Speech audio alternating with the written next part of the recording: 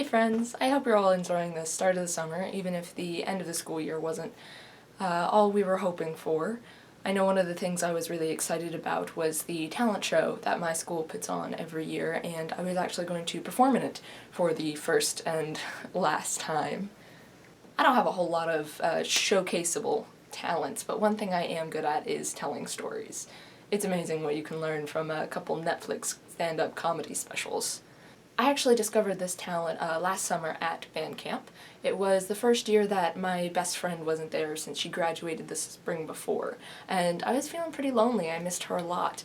So at the annual band camp talent night, I decided that I would get up and tell a bunch of stories about my friend and how crazy and weird she was.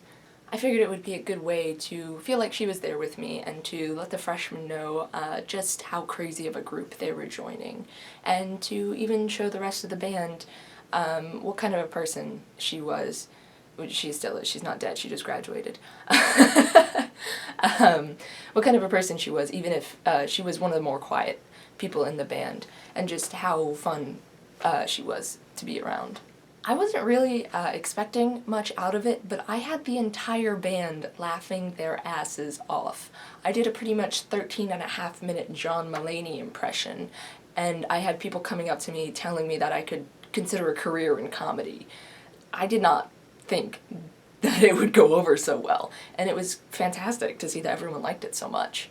So I figured since everybody in the marching band liked it so much, I would try it out in front of the rest of the school. Well, whatever part of the school showed up for the talent show, that is. I asked some friends what kind of stories they thought I should tell, and a lot of them said that I should just reuse what I said at band camp and just tell those stories again. There were a couple things wrong with that. Number one, though I did that without my friend's permission.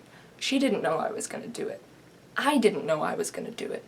So telling everyone in the band something about a band kid is different from telling other random people from the school.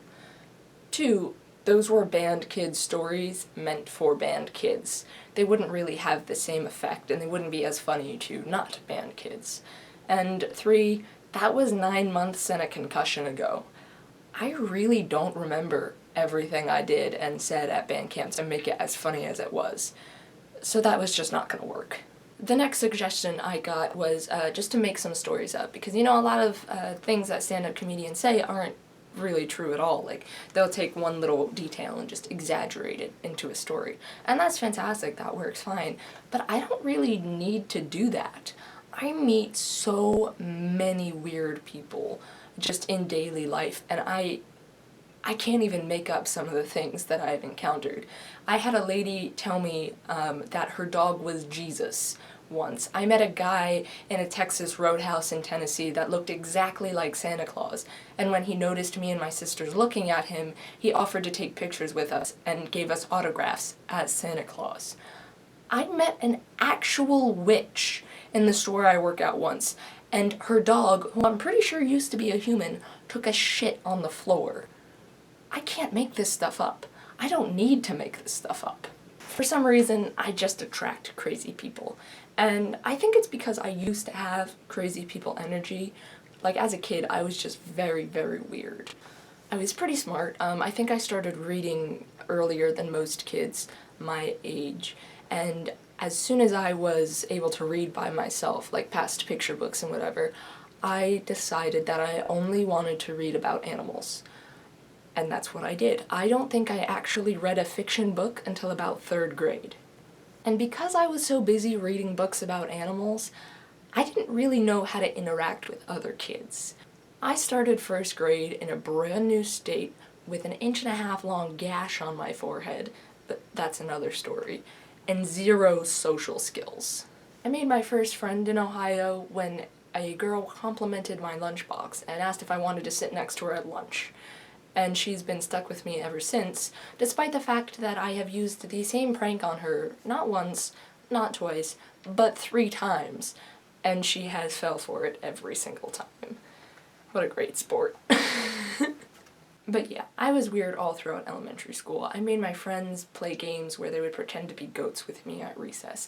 I created a live sketch comedy series with my best friend in 4th grade, and we performed it every Friday in front of our class. In middle school, I was even weirder. I wore knee-high crazy socks with shorts to show them off, and instead of taking the twice-monthly multiple-choice quiz in my 7th grade social studies class, I decided to write a novel about everything we learned about. And in high school, I joined the weird-ass marching band family and met the person who would not only encourage my weirdness, but my love of storytelling, even if it was an accident on her part. And if I'd had the chance to perform this in my high school talent show, I probably would have told a story just like this, because I needed it to be under 3 minutes, clean with no swearing, to pass the audition panel of some old theater teachers, and hopefully get a few laughs along the way. I hope I've made you guys laugh, as that's pretty much the purpose of this whole YouTube channel.